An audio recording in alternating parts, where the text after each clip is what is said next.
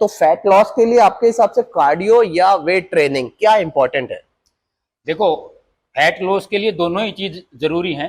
अकेला कार्डियो कुछ नहीं कर सकता। बहुत सारे लोग सोचते हैं कि मुझे पतला होना है तो ट्रेडमिल पे भागते रहते हैं घंटों घंटे, वो आपके घुटने खराब कर सकते हैं। एक तो आप ओवर वेट हो, मान लो कोई 100 kg का है, तो अगर वो 100 kg का, तो इसका मतलब उसने उसका लाइफ स्टाइल भी और उसने कभी वर्कआउट भी नहीं किया, इसीलिए वो 100 किलो का है। यस, ठीक है। अब 100 किलो या 110 किलो का आदमी ट्रेडमिल पे भाग रहा है, उसकी लेग्स वैसे ही कमजोर है, उसकी नी में वो स्ट्रेंथ नहीं है। हाँ जी।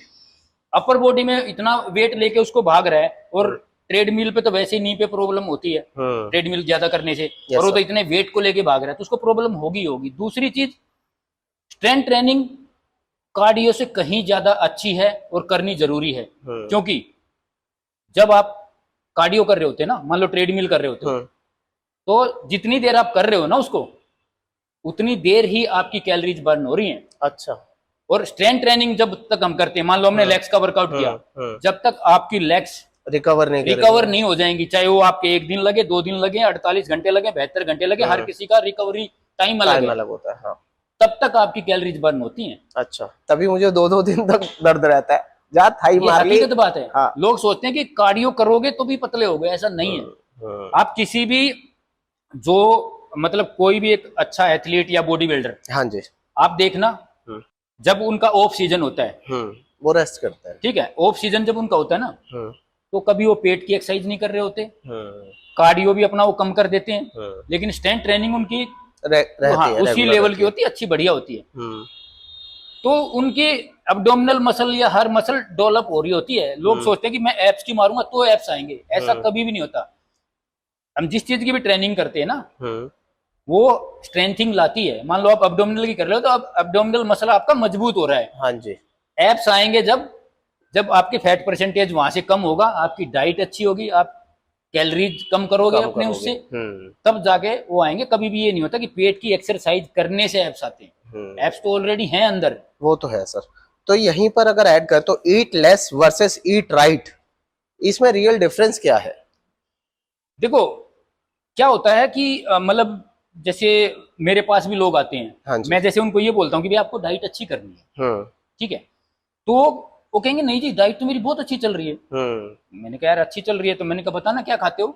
वो कहेंगे ब्रेकफास्ट में मैंने ओट्स लिया है, और लंच में मैंने 2 चपाती लिए हैं, 1 कटोरी दाल के साथ, ठीक है, उसके बाद मैंने रात को दलिया लिया है। अपनी तरफ से उसने सोच लिया मैंने बहुत अच्छा लिया, लेकिन उसने सुबह से लेकर रात तक कार्बोहाइड्रेट खाया है। हाँ जी, सिर्फ कार्ब्स खाया है। हाँ, प्रोटीन है ही नहीं। प्रोटीन है ज्यादा ज्यादा उसने 1 कटोरी दाल ले लिया, कटोरी दाल में प्रोटीन है कितना? हाँ जी भाई, हम 100 ग्राम दाल में पूरा एक कुकर बना लेते हैं, एक कुकर भर जाता है पूरा। बिल्कुल। तो उस 100 ग्राम दाल में जितना प्रोटीन हो, कुकर, उसे एक कुकर को पूरा परिवार खाएगा तब भी थोड़ी बहुत बच जाती है। हाँ जी। लोग सोचते हैं 1 कटोरी दाल खा ली मैंने, मेरे प्रोटीन हो गया। वो नहीं समझ पाते। ऐसा नहीं है ना। जब तक हम अपनी थाली को ठीक नहीं करेंगे ना, जिस दिन हम इंडियंस ने अपनी थाली ठीक कर दी, हाँ जी, उस दिन सब कुछ ठीक हो जाएगा। थाली ठीक करने का मतलब है उसमें आपका, मान लो अगर आप रोटी खा रहे हो, रोटी कोई बुरी नहीं है, रोटी के साथ क्या खा रहे हैं ये मायने रखता है। ये मायने रखता है। ठीक है, आप उसमें 1 चपाती या 2 चपाती लो, आप थोड़ा सा दही लो, आप दाल लो, थोड़ा सा उसमें पनीर लो, अगर पनीर आप क्या नाम है, अगर चिकन वगैरह खा ले तो थोड़ा चिकन या अंडा ऐड कर लो, ऐसे खाओ तो प्रोटीन मतलब ही नहीं होता आप मोटे हो जाओ। शरीर को वो देना चाहिए जो उसकी रिक्वायरमेंट है। हम क्या करते हैं, मैक्सिमम टाइम पेट भरने के लिए खाते हैं। कभी ये चेक नहीं करते कि यार ये मेरी जो थाली है इसमें कुछ सच में है या नहीं है। हाँ, अब ज्यादातर आप कभी भी देख लेना, मतलब ये नहीं कि यहाँ ये बात भी नहीं है कि भाई पैसे या ऐसा कुछ, बहुत अफोर्डेबल है ये तो।